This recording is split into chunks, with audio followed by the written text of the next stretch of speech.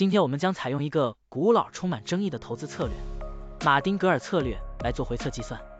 股票市场中，马丁格尔策略就是在股价下跌时增加投资，以较低的平均成本获得更多的股份，然后在股价上涨并达到盈利目标时，一次性卖出获利了结。如此周而复始，持续跟踪股价操作。现在，我们就设定一些参数，让 Stocktiny AI 帮我们生成程序，对紫金矿业601899 SS 进行回测计算。设定参数如下：最大买入次数7次，最大加仓比例 1.5 倍，每次买入股价下跌的比例 10%， 获利卖出的上涨幅度 5%。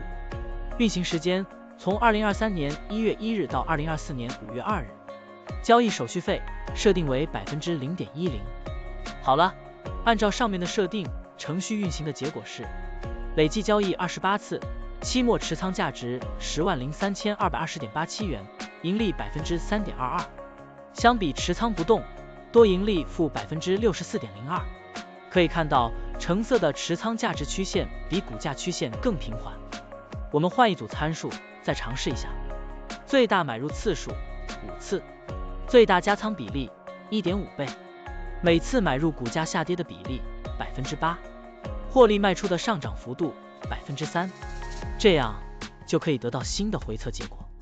累计交易36次，期末持仓价值10.7637.30元，盈利 7.64%。相比持仓不动，多盈利负 59.60%。